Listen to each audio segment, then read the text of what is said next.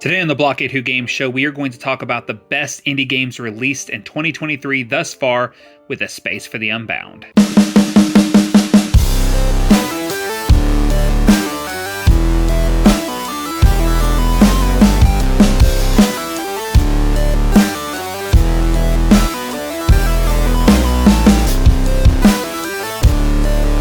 Every year, we get a bunch of AAA titles released from games such as Dead Space to Elden Ring to God of War Ragnarok that release every single year, but we also get a lot of indie games that go under the radar and we don't actually pay as much attention to. There are some people who don't care about indie games and it's just not their thing, or they skip out on these indie showcases. But for me, indie game showcases and indie games in general are always more interesting to me than some of the AAA titles because they're made by smaller companies and sometimes they have some of the most unique experiences. Over the past 6 years, I have played a lot of indie games, and I think today I found my favorite indie game that I've ever played. In 2023, a gorgeous pixel art puzzle adventure game called A Space for the Unbound released that takes some of the best parts of retro games and mixes it with a cozy gameplay that features some action, puzzle solving, and most importantly, a story that serves as a message about mental health. Today we're going to take a deep dive into A Space for the Unbound as we talk about the story, the atmosphere, the gameplay, and so much more. Before we get started though, please like this video and comment below what your favorite indie game is you've ever played. And also, subscribe to the channel because why not? It is free. And I would greatly appreciate it as it's helping me grow as a YouTuber, and I cannot wait to continue to do more content for you guys on a weekly basis. And without further ado, let's jump into A Space for the Unbound. So the first point I want to make about A Space for the Unbound is the atmosphere, setting, and style of the game.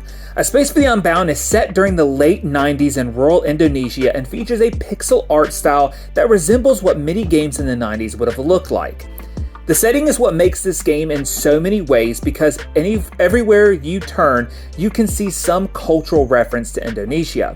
The pixel art style also just gives such a nostalgic stylistic experience that not only looks gorgeous as you pass through the many locations within this rural town, as well as giving you memorable characters to follow along the way. Not to mention that at several points in the game, you are given these gorgeous pixel art cutscenes that honestly just bring nostalgia to me and give you the feel that you are playing a retro title. Not only is the style and setting fantastic, the atmosphere of the game entirely just pops. The dark tones, the slice of life feel of it all, the different world designs that you explore through space dives, and just the overall feel of the rural town gives you this feeling of being in the world itself. There are many tones of depression, anxiety, happiness, loss, and more that is featured in A Space for the Unbound, and you can feel it throughout the atmosphere of the game, which adds depth to the entire experience.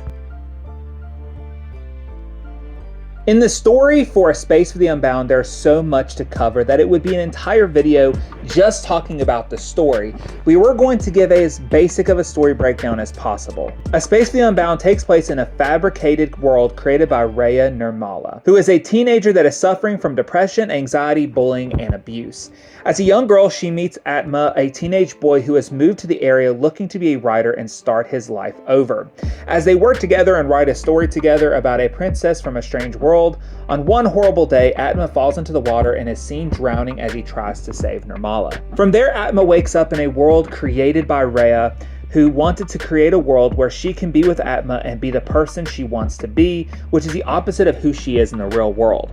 Atma in this world lives multiple days with Rhea as they make a bucket list to do together. After one day of skipping school to watch a movie, Atma learns that Rhea is not who he thought she was and only becomes more confused of what is real and what is not. As the game goes on, Atma interacts with multiple people from Rhea's past who all have a direct connection to why she created this world. Each chapter is based on those characters and how they hurt her.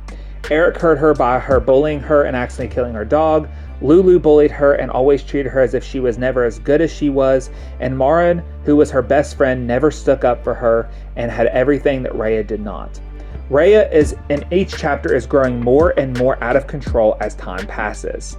and the world around her is starting to fall apart. Nirmala appears in each chapter as a inner personality that is trying to save Rhea by making her realize the truth and choose to return to the real world instead of staying in this false reality. Rhea, though, kills all the people in her world that has done her wrong, and later is revealed that Nirmala, when Atma drowned in the river when she was younger, had sent her happier self deep down and changed into a more angry and sad person who she refers to herself as Rhea. Rhea pushed Nirmala deep down and became a depressed, angry person and suppressed Nirmala, who was the happy side of her. Rhea blames Nirmala for why Atma died. She created this world so she can have the life that she wanted and still be with Atma. Atma, though, is the only person who can seem to save her, and after facing her and getting her to realize the truth, she agrees to return to her own world and face her demons. She did not want to live in a world without Atma, but she knows now that she has to. After Nirmala and Rhea return to one being, she goes forward and faces her most inner demons by facing the people who hurt her and forgiving those that have hurt her, and finally facing her father who spent years abusing her. Rhea does not want to leave Atma and forget him, but he tells her that sometimes moving on is not about forgetting them, but learning to move on because they still will be in their heart. She says goodbye to Atma as she returns to reality. When Rhea wakes up, she is in the hospital where her mom meets her. Rhea had attempted suicide, and in her head, all of this was going on. Everything experienced in the game at this point was all inside of her head. Atma gave her the reason to live, and because she was willing to live, she was able to recover from her attempted suicide. As time passes, Rhea is in her recovery, and her mother have decided to pack up and move. As Rhea takes one last walk around town, meeting old friends and familiar faces, seeing how they have all grown and become older and better versions of themselves, Rhea makes it to the place where Atma drowned, and she leaves the book that they had used together and wrote her stories, and the flowers that she had bought for him, saying she will always miss him, but she knows it is time to move on, and she works to have become a better version of herself, but always keeps the things that she loves closest to her, including Atma. The gameplay for A Space Beyond Unbound is pretty simple, but has a great depth of different features to experience during your 11-hour playthrough. The main gameplay has you moving around the town as you pick up items, fetch things for a story progression, interact with the many unique characters in the small town in Indonesia, and at certain points in the story, starting after Chapter 2, you will be placed in fights with different enemies, mostly bullies, which the fighting gameplay is based on a combo where you have to press rather up, down, left, right, or A in a variety of patterns. There's a special gameplay feature called Space Dives, where you will have to hop into people's minds and have to complete puzzles to progress. The puzzles can include sneaking around, fetching specific items, remembering patterns from the outside world to use in the real world, and much more. Then later into the game, you will unlock the ability to space dive using the magic wand within the environment instead of people. This helps with time traveling to different moments in the time to help solve puzzles to fix the issues in the real world. As you play through the entire game, you'll experience different gameplay elements per chapter. The first chapter introduced basic gameplay elements with fetching items and space dives. Chapter 2 introduced fighting. Chapter 3 added an evidence-based court system that had you getting evidence to win court cases that all took place in space dives. Chapter 4 adds the time-traveling space dives, and Chapter 5 adds a boss fight with multiple elements to it. During the boss fight, you will have to block, dodge, and eventually fight your way to save Rhea. Outside of the main story and requirements, there are also many side objectives to complete that can help to give you the true ending of the game, which will require you to pet and name every cat, collect bottle caps, beat the highest record on Future Fighter, and finish the entire bucket list given to you at the start of the first chapter. Oh, and if you missed what I said, you get to pet and name over 20 plus cats throughout the game, and I was so happy with this as you get to meet so many uniquely designed cats in each chapter and give them names and help you keep track of them by naming them so that way you don't forget which ones you haven't come into contact with. And at one point, you even run into an aggressive cat that you have to find an alternative way to get him to calm down so you can pet and name him. The gameplay for Space Beyond Unbound is very simple and does not take a long time to get down, but this cozy retro game is all you could ask for from a retro title that has modern day elements, and the gameplay may not be groundbreaking, but it gives for a fun experience. After completing A Space for the Unbound, it was clear from the moment I finished that this was one of my favorite indie games I have ever played. But with that being said, it is a game that I would need a few years before I could replay it. The game had so many amazing moments and the gameplay was fun throughout, but it would be hard to replay this game again soon. There's a lot of repetition throughout the gameplay, and even though it was a short game, the amount of fetching quests and things you had to do multiple times can get a little old. A Space for the Unbound is a game that I would love to replay and experience again at some point, but it is not a game that was fun enough that I could do a multiple playthrough of this game, and I would need at least a gap of time to pass before jumping back into this game. We have talked so much today about A Space for the Unbound, but now it is time before we score this game on our battery system, where I talk about my favorite and least favorite moment of A Space for the Unbound. Let's start with my least favorite moment because I want to stay as positive as possible. The worst part of A Space for the Unbound is most definitely the fetching style objectives that take place throughout the entire game.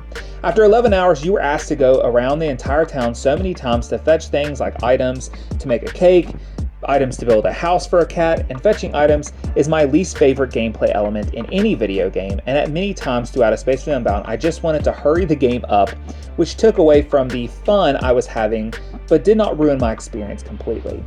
My favorite moment in the game, though, was interactions between the different characters and the world that they had developed.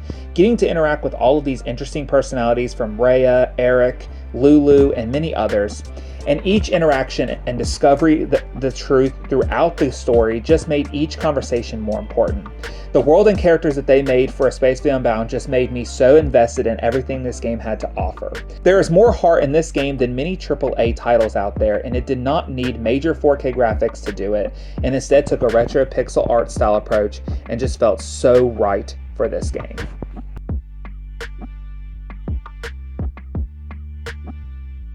A Space for the Unbound is the first 2023 release game that I have played, and though it is not perfect, it was one of the most memorable indie games I have ever played. From the unique storyline and characters to the fun yet repetitive gameplay, it has been such a fun experience, and though I did get tired of certain parts of the game, I am still overall just very happy with everything I experienced. For only $20, you get such a cozy, fun game with a lot of heart, and for anyone who loves retro games or the pixel art style, you will find enjoyment in this game. So now to put this on the game battery system, with 0% being a very bad game to 100% being a perfect must-play game. A Space for the Unbound mixes some of the best pixel art graphics with a fantastic story that focuses on loss, depression, and suicide, while also focusing on hope for the future after loss and what it means to overcome trauma. The music, story, and gameplay all wrapped up into a perfect little bow for you to enjoy. You will find some repetition throughout your playthrough, but overall you cannot go wrong for this amazing experience. That is why A Space for the Unbound gets a 90% battery. Well, that's it, guys. That was our first 2023 video game review, if you will. And I'm excited because we have so many games to come out this year, and I have a lot of them that I'm going to be talking about in the next 2 weeks, as I also am going to talk about Dead Space as well as Children of Silent Town. But thank you guys for watching. Again, please like this video if you enjoyed it. Comment below what indie game you guys love a lot. And of course, subscribe to the channel because we make video game content every single week and you don't want to miss it. Alright guys, I am going to head out. I'm going to play some video games. I'm actually doing a bunch of videos and recording ahead of time and getting myself ready because I want to enjoy this weekend because new video games are coming out and I'm going to be playing a lot of games. But thank you guys for watching and I'll see y'all next time.